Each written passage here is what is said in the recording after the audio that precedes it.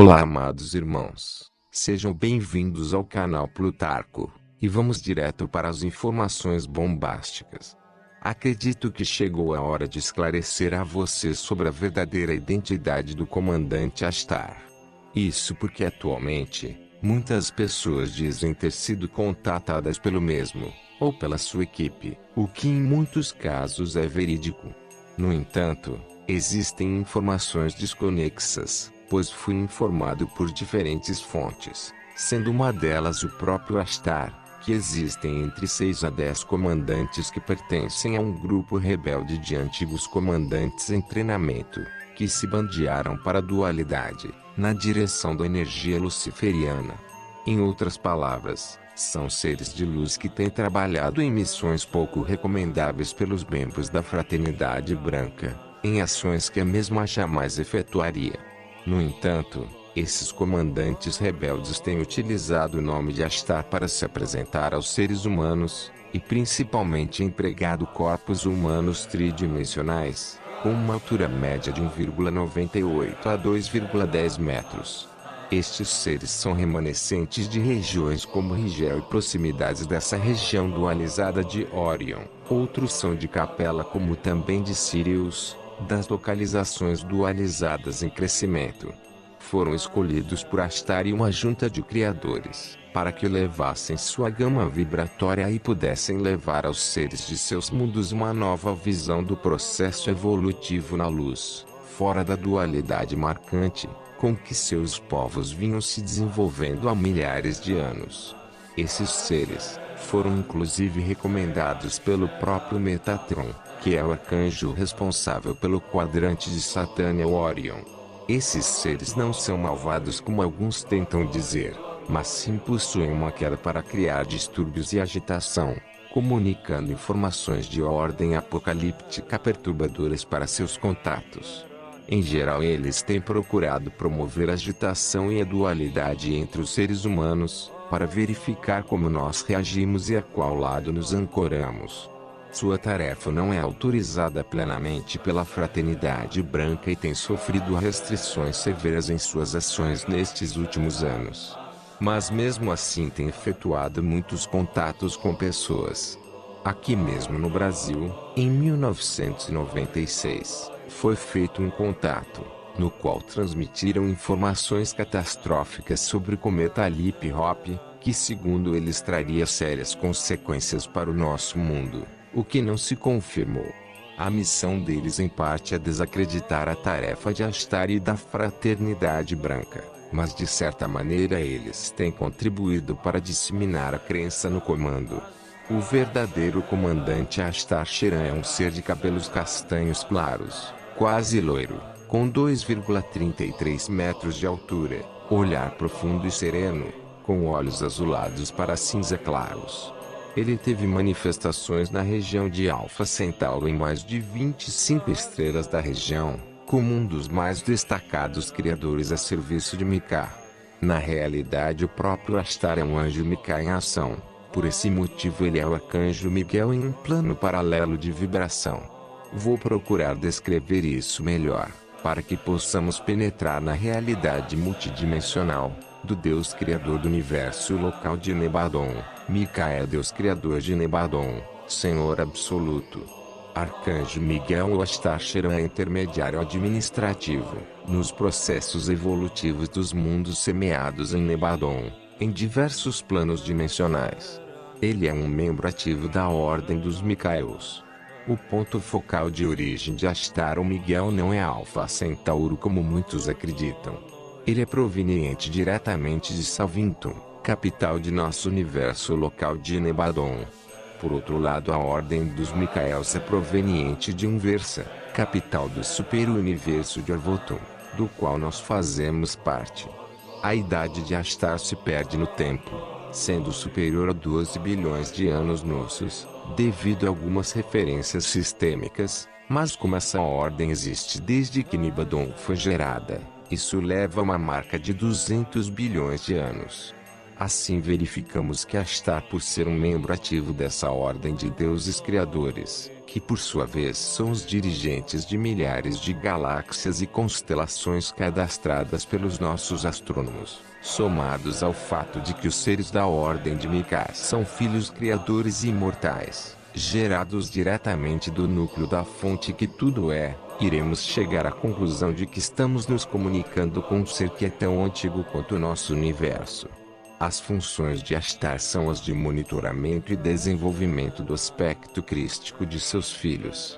Filhos estes que são denominados de sementes estelares, ou filhos emergentes, que são todas as formas de vida que escolheram, a partir de um aspecto monádico, evoluir e experienciar a evolução a partir do plano tridimensional, até retornar às esferas mais sutis da sétima dimensão, na junção com seu Eu Sou, para posteriormente se integrar na energia do Cristo na oitava dimensão. O papel de Ashtar e de seus outros irmãos denominados por nós de arcanjos é muito importante para manter o equilíbrio sistêmico dos sóis, e também para elevar a mensagem divina do Cristo para as mentes com amnésia dos planos mais densos. Energia Mahatma, energia búdica, energia crística. Estes três aspectos são na verdade a consciência plena do Cristo universal, que possui a sua trindade.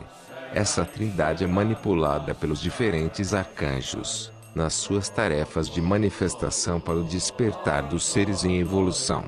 Ashtar Sheran é o líder máximo de toda a orbe arcangélica, tendo Gabriel como seu sucessor administrativo e ao mesmo tempo como seu conselheiro estratégico. Isso porque Gabriel pertence a uma outra ordem de filhos criadores, mais voltados para a linha da justiça e da não-dualidade. Em outras palavras, Gabriel não concordou muito com o plano dualista oferecido por Jeová e Lúcifer no passado. A postura de Gabriel é muito crítica, com relação aos fatos que se manifestaram na Terra, depois que Kaligastia rompeu relações com Mika e se aliou de forma degenerada à dualidade nefasta que conhecemos. Os outros arcanjos ou comandantes estelares têm ajudado Ashtar de todas as formas a cumprir sua promessa de ajuda e não interferência direta no processo dualista da Terra, até que a data marcada pelo Conselho Kármico de Orvoton se cumpra, no intento de verificar como as almas de 10 bilhões de seres que aqui se manifestam irão se comportar no processo seletivo de criação. Digamos que este seja um programa de estágio seletivo, para uma nova etapa evolutiva, em uma outra Terra com um gama vibracional maior na quinta dimensão acima. Assim Ashtar tem cumprido seu papel de ajuda, e por sua vez tem trabalhado diretamente com seu complemento energético, que é o amado Mestre Sananda. Na realidade Jesus é um outro membro da Ordem dos Micaels, em outro plano paralelo de consciência, assim como todos os membros com a denominação Kumara são. Vamos verificar que Maitreya também é um outro Kumara e membro dos Mika, como Kutumi e todos os complementos divinos, no aspecto feminino da criação. Vejamos melhor isso. Um universo local é regido por um filho criador da Ordem dos Micaels, acompanhado de uma filha criativa. Assim, verificamos que o complemento de Jesus, ou seja, Madalena, é uma filha criadora, assim como Vênus, Clara e Fé. Com isso verificamos que todos os aspectos decorrentes da Ordem dos Micaels, nos diferentes planos dimensionais são membros diretos dessa consciência maior.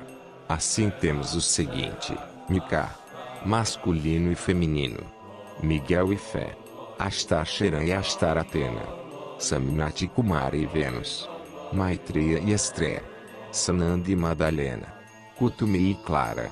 Temos acima as manifestações mais conhecidas da consciência de Mika, tanto no aspecto masculino quanto feminino. Assim verificamos a proximidade entre elas e como são coesas em sua forma de atuação em nosso mundo.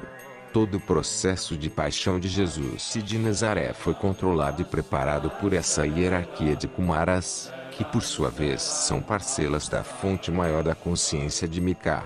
Com isso tento demonstrar a verdadeira identidade do nosso irmão e pai Ashtar Sheran, que está presente em nosso sistema solar desde a sua fundação, há cerca de 6 bilhões de anos. Quando nosso Sol Momatia foi gerado pela nebulosa de Andronover, como parte de um processo remanescente de desagregação nuclear, do processo gravitacional e rotacional da mesma. Assim, o que denominamos de constelação de Órion teve em sua parte mais externa, a qual pertencemos, a manifestação de um planeta dualizado, com características nunca antes testadas em Saturno e nem em outro lugar de Nebadon.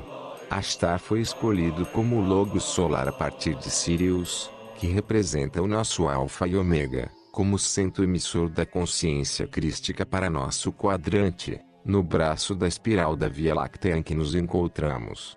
Ashtar tem sob seu comando e administração, mais 6 sóis semelhantes ao nosso, todos recebendo energia de dispersão de Sirius.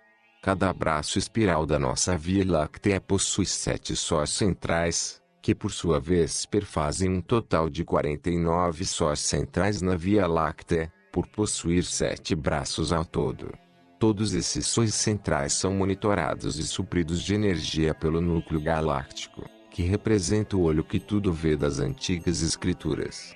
Esse ponto focal representa a manifestação em ação, da materialização de energia multidimensional condensada, para nossa constante dimensional ou realidades paralelas, nas quais nossos corpos coexistem dentro do universo material e suprafísico, do qual fazemos parte.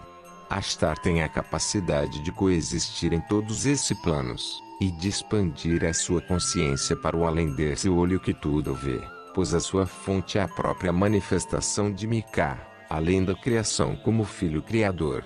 Na realidade, Ashtar possui também representantes aqui no plano da Terra, em nossa dimensão e expressão física.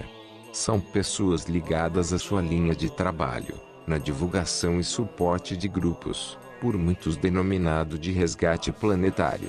Esse resgate não é um resgate físico, como muitos têm acreditado, mas antes um resgate das estruturas do planeta e da nossa civilização perante um padrão vibracional. Por essa razão, temos o trabalho dele fundido com o da Fraternidade Branca, pois o resgate é um assunto muito mais amplo, que não se restringe apenas à evacuação de algumas pessoas em naves siderais.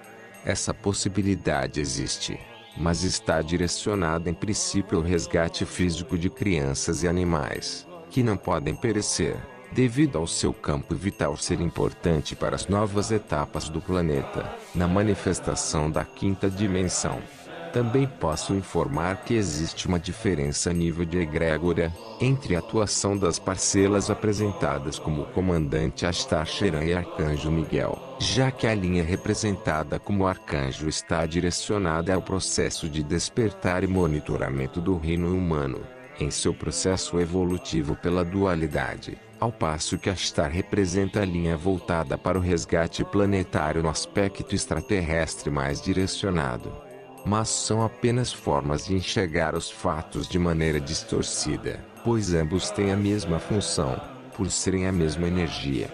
Diria que o Arcanjo Miguel foi por muitos mal interpretado e lhe atribuíram responsabilidades que nem sempre foram dele, mas ao mesmo tempo procuraram tecer uma diretriz para sua forma de ser, o que não pode ser concebido para um ser de altíssima espiritualidade, que é uma consciência multidimensional. Na realidade, as atribuições de Miguel ou Ashtar estão além do que podemos captar, pois nossa mente é direcional e não pode, portanto, captar todos os planos em que Miguel ou Ashtar se manifestam. Para algumas pessoas ele se apresenta tanto como Miguel como Ashtar, por serem humanos que vibram dentro de uma sintonia mais próxima dele. Pela experiência pessoal e meus contatos com ele, asseguro que suas funções e trabalhos vão além do simples monitoramento dos humanos ou dos planetas. Sendo ele um Logos, deve atentar para outros objetivos de maior magnitude, relacionados inclusive com a questão da política local e interestelar dos seres que representam a Federação Intergaláctica Setorial da Via Láctea, que em muitos casos, são de dimensões inferiores à sexta, o que os torna seres polarizados, que ainda devem transmutar muitas de suas limitações. Essas questões políticas inserem questões sérias de poder militar, por parte de muitos povos militarizados, que têm interesses em outros mundos menos desenvolvidos. Podemos citar o fato dos Zeta Reticuli terem se interessado e interferido seriamente no desenvolvimento da Terra, a partir do caso Roswell em 1947. Muitos dos seres dessa raça tinham boas intenções para com os humanos, e necessitavam, inclusive, renovar a sua estrutura genética com a nossa linha de 12 filamentos. Mas suas interferências acabaram por ser utilizadas pelo egoísmo dos militares americanos e russos, vindo a formar, assim, parte do que viria a ser o sinistro governo secreto.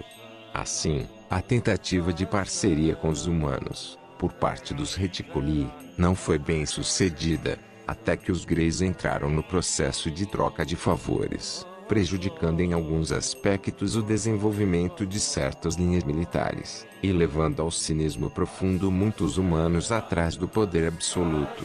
Por outro lado, isso serviu muito para determinar quem eram e quem são as almas que devem ser separadas do processo evolutivo do planeta que se inicia.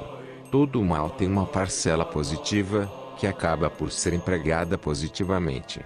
Essa é uma das razões pelas quais Ashtar e Sananda não interferiram, de início, na presença do Zeta aqui na Terra, pois os acontecimentos que se seguiriam iriam impulsionar a Terra e a humanidade a um confronto com a verdade sobre a vida extraplanetária. Existem muitos seres de localidades relativamente próximas à Terra, em termos de sistemas solares, que apresentam um desenvolvimento muito semelhante ao nosso, devido em parte pertencerem a Orion, da mesma forma que nós da Terra, em sentido orbital. Como já informei, aqui na Terra existem seres provenientes de diversos cantos da galáxia, e inclusive de outras galáxias. Uma das grandes preocupações de Ashtar e de seus aliados e subordinados é o fato de que, devido às mudanças orbitais do nosso Sol e seus planetas, muitos seres querem se fixar num processo de vampirização energética das poderosas energias que estão sendo direcionadas ao nosso sistema solar. Seres de grande poder técnico, porém com pouca evolução espiritual, que acabam por prejudicarem muito a todas as formas de vida do nosso sistema solar. Em minhas comunicações com Starier e com Ashtar, tenho sido informado que o trabalho contínuo de monitoramento e de envio de forças de luz não cabem somente ao nosso planeta, mas também a todos os outros mundos, que de uma ou de outra forma necessitam de energia e de sustento espiritual. Mesmo os habitantes de Vênus, que é um dos planetas mais evoluídos do nosso sistema solar, em muitos momentos necessitam da atenção dos mestres solares, pois também passam por transformações, ainda que a um nível diferente do nosso. A população geral do nosso sistema solar gira em torno de quase 1,5 trilhões de almas, que encontram-se no plano evolutivo de surgimento planetário, que outrora já foi tridimensional. Portanto, todos à sua maneira, têm que ser ajudados nas transformações que a nova passagem solar exige. Os planetas mais afastados do Sol são os que, de certa maneira, tiveram mais interferências de outras culturas de Orion, como é o caso típico de Plutão, que além de ser um planeta com um movimento retrógrado como o nosso, é um anômalo, em termos de transladação solar e de seu campo magnético, que sofre constantes interferências de Urano, pois está preso a Urano e sua malha magnética e kármica. Assim são seres altamente dualizados, entre as polaridades que nós conhecemos muito bem. Por outro lado, são seres ligados ao plano espiritual de forma profunda, o que divide em muito a sua expressão e manifestação, nos planos evolutivos pessoais de cada membro. Plutão foi um mundo visitado por muitas ramificações dos planetas próximos a Rigel, que representa a polaridade negativa de Orion.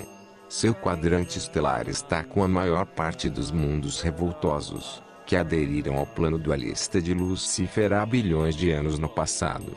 Muitos desses seres estão sob os cuidados de Metatron, na tentativa de equilibrar um pouco suas manifestações dualistas, mas no decorrer de suas vivências, acabaram por efetuar muitas mudanças no processo evolutivo de muitos mundos estelares, em especial Plutão. O papel de Ashtar, perante todas essas culturas, é o de orientador e de delimitador de limites, com relação à ação direta ou indireta do poder bélico que muitos deles desenvolveram, no decorrer de sua evolução tecnológica. Em muitas oportunidades, a nave Alfa e Ômega de Ashtar foi atacada inutilmente, por seres da terceira e quarta dimensão, no intento de impor os interesses mesquinhos de alguns impérios siderais. Essa é uma das razões pelas quais Ashtar tem uma armada de mercabas de luz, com quase 10 milhões de naves dentro dessa classe. Estas naves não são de porcas e parafusos, e tampouco de cristais ou ligas metálicas especiais. São apenas formas de luz cristalizada, que podem manifestar-se nos planos multidimensionais, com maior segurança e liberdade que as naves técnicas.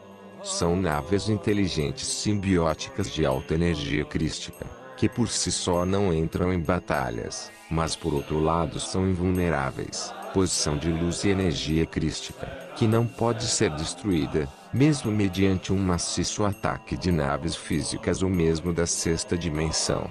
Isso porque os merkabas podem absorver as energias negativas e requalificá-las como energia de sustentação ou alimento, assim como também podem reverter o curso da energia e devolvê-la ao emissário.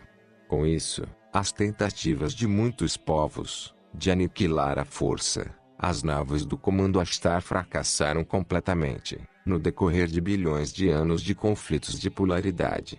Ashtar é um ser de amor crístico, mas por ser também o representante do raio azul, ele tem o poder da criação e da força ofensiva em caso de necessidade, sendo um grande mestre sideral, respeitado e reconhecido em âmbito universal.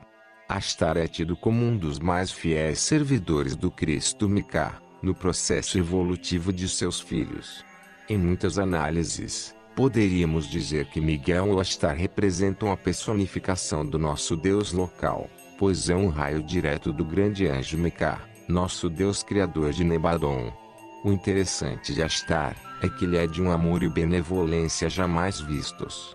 Possui a força e o poder de, com um olhar, paralisar qualquer ser, mas ele ao mesmo tempo é a própria manifestação do amor.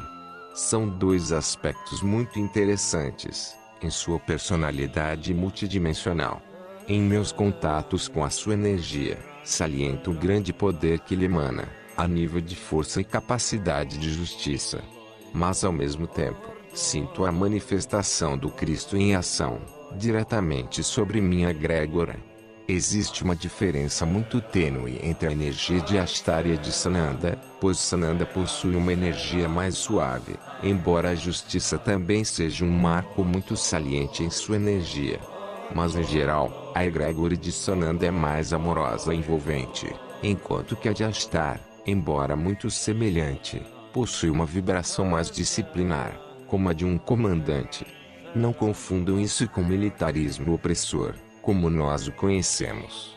O próprio simbolismo da espada, que ele empunha na figura de Arcanjo Miguel, salienta que ele é a justiça em ação.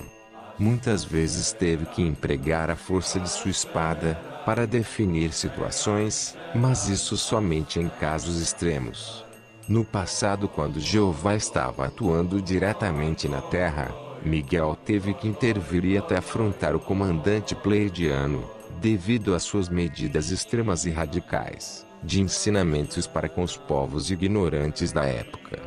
Na realidade, pelo que pude acessar nos registros acásicos sobre isso, e pelo que posso divulgar, sei que ambas as partes tinham razão à sua maneira, e que, sendo Miguel o nosso Logos solar, não poderia permitir abusos por parte de Jeová, que não tinha uma posição oficial como o comandante setorial em nosso planeta. Jeová estava aqui para prestar serviços para a Ordem dos Anciões e também para Mika. Um eventual conflito direto entre Ashtar e Jeová teria resultado na aniquilação total do nosso sistema solar, pois Jeová possui uma esquadra muito poderosa, ainda que não de mercabas como Miguel, mas poderosa o bastante para tal feito. Na verdade, diria que ambos tinham trabalho a resolver, só que tinham métodos diferentes, o que ocasionou diferenças no tratamento com os seres humanos, e também na interpretação de suas mensagens por parte dos humanos da época.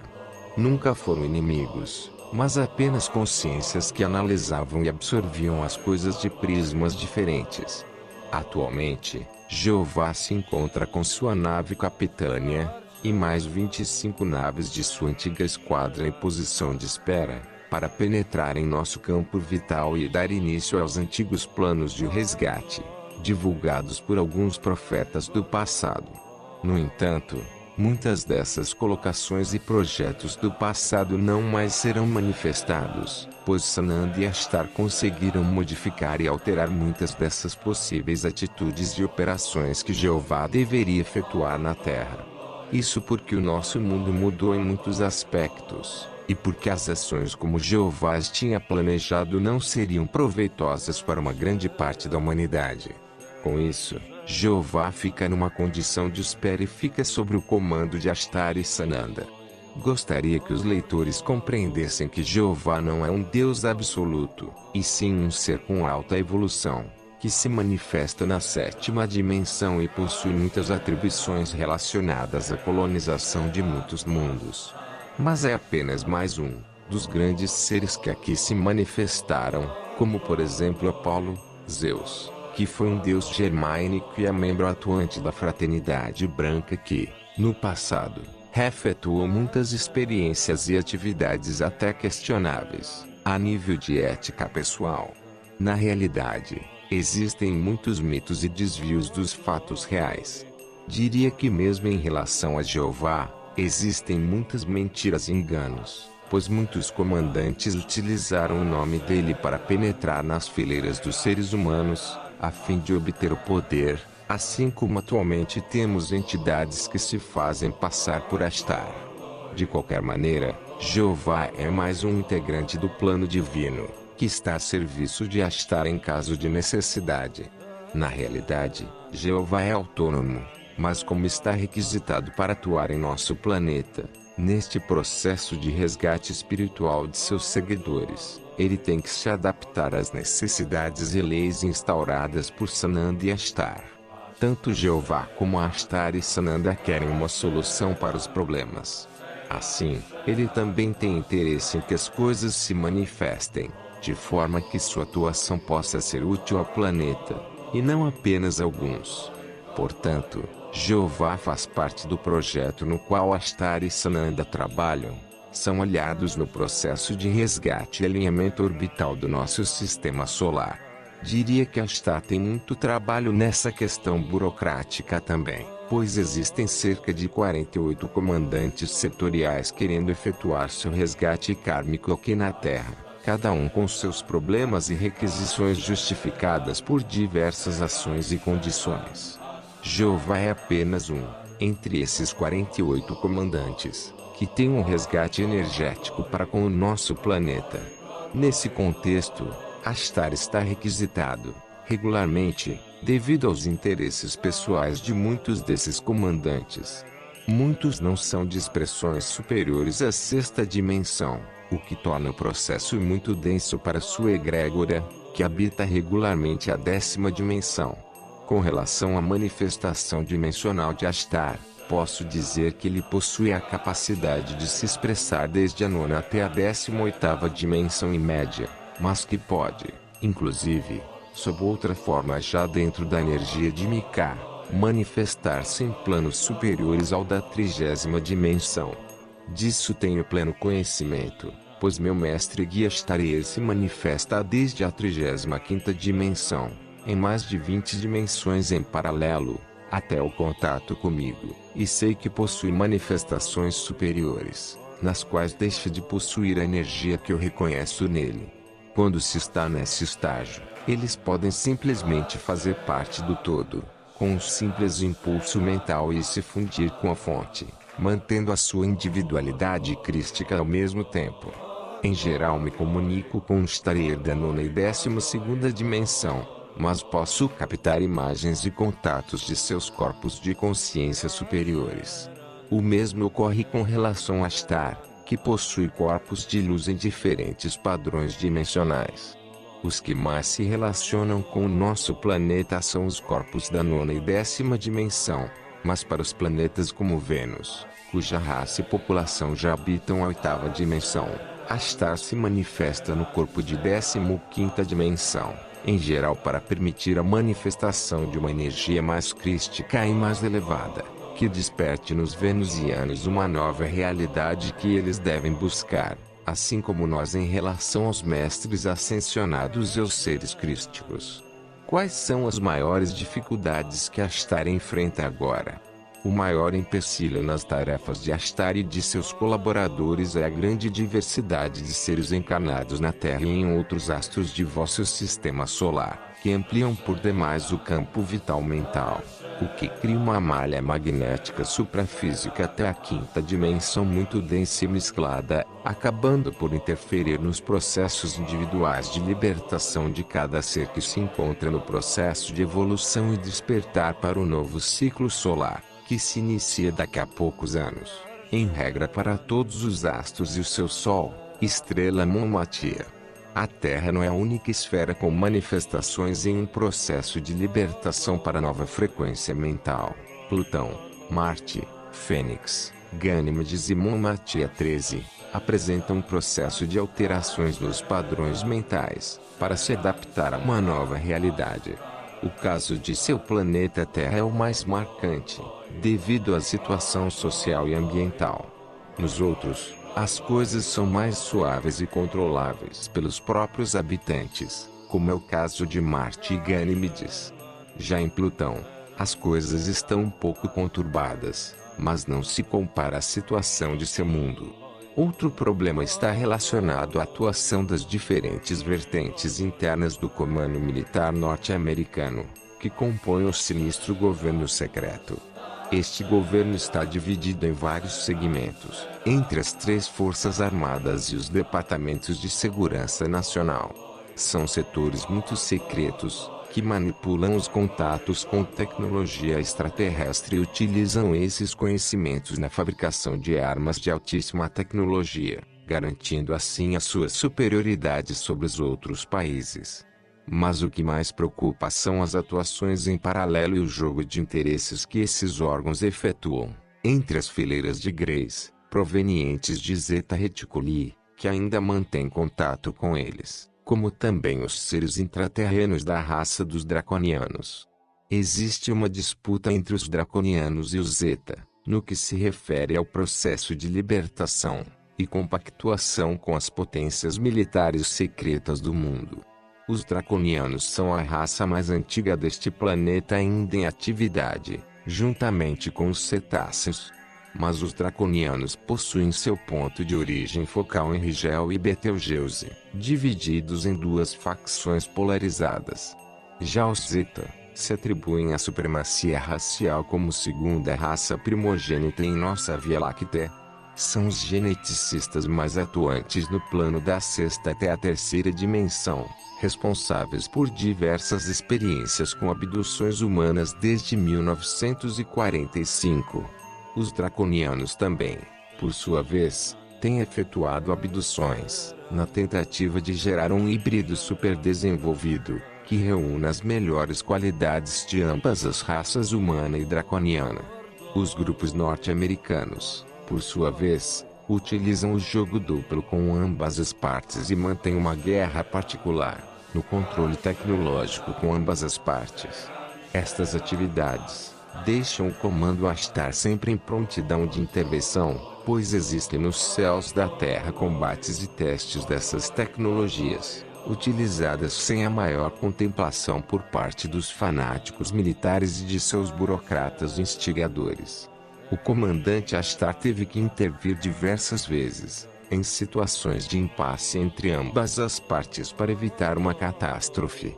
Este tipo de situação, ainda que inserida na percepção dos seres de luz da 9ª dimensão, sempre tem um aspecto surpresa, devido à mutabilidade das ações e do temperamento instável dos seres humanos e dos grupos que controlam tais organizações. Eles deixaram de ser previsíveis como eram há 12 anos atrás, devido às mudanças internas na divisão de poder e a própria instabilidade em suas relações com Zeta, que querem se revelar ao mundo. O constante aparecimento de programas e filmes, ligados à divulgação de seres extraterrestres, assim como os processos oficiais no Pentágono americano, são parte de um projeto de divulgação de parte das informações sobre os contatos do governo secreto com essas entidades biológicas extraterrestres e intraterrenas. Esta situação, que era prevista, possui diversos atenuantes e decorrências, que merecem atenção detida dos membros do Comando Ashtar. Podem especificar melhor as atribuições do Comando Ashtar. Suas atribuições são de proteção contra eventuais interferências provenientes de grupos siderais que não estejam em sintonia com os planos divinos, como também suporte evolutivo e limpeza atmosférica e eletromagnética dos planetas e do sistema solar. A liberação da energia Melchizedek em seu mundo foi autorizada pelo Comando Ashtar, na medida em que sua população despertava para tal recepção. O Comando Ashtar se subdivide em diversos segmentos de atuação, que podem ser classificados: 1. Limpeza atmosférica planetária. 2. Alinhamento orbital do sistema. 3. Correção do campo magnético. 4. Proteção contra naves não confederadas. 5. Suporte aos mestres da Fraternidade Branca e Azul. 6. Assessoria à Fraternidade Solar. 7.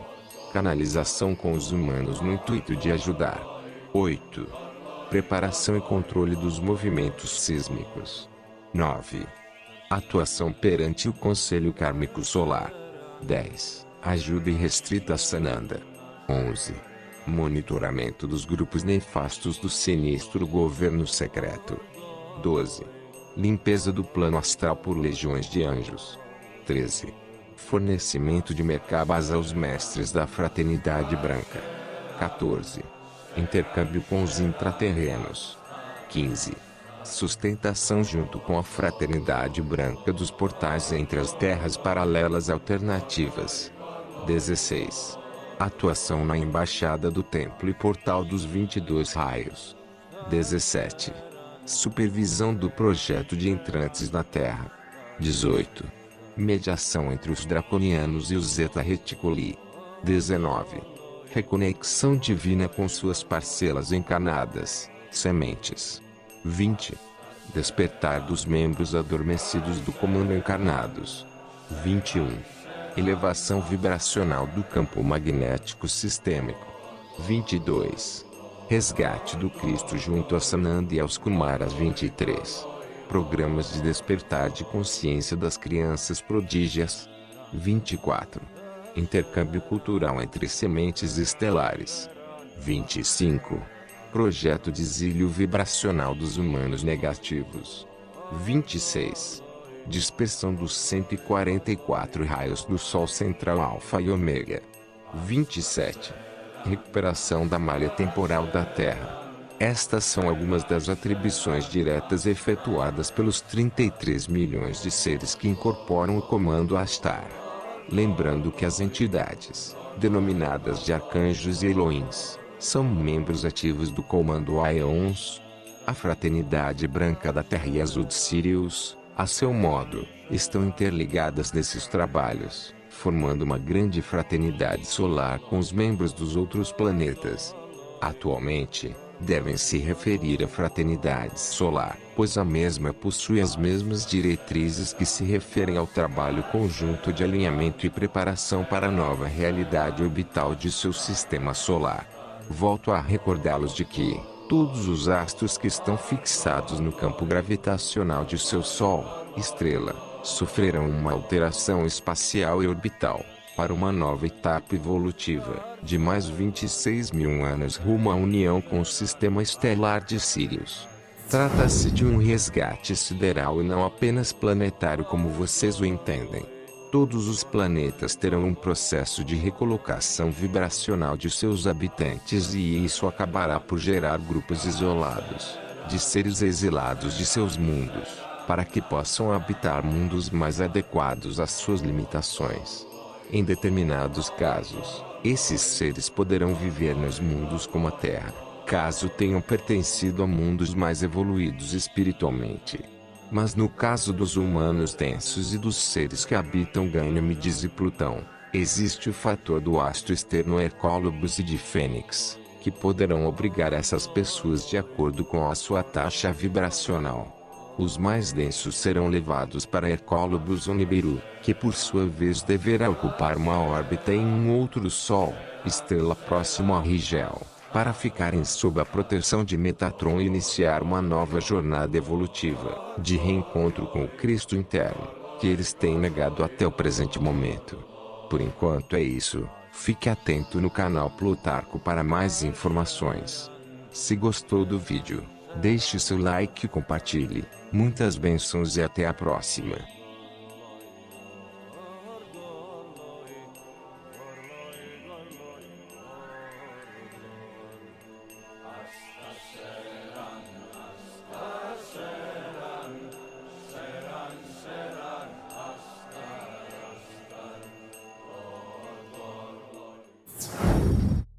Vitória da Luz.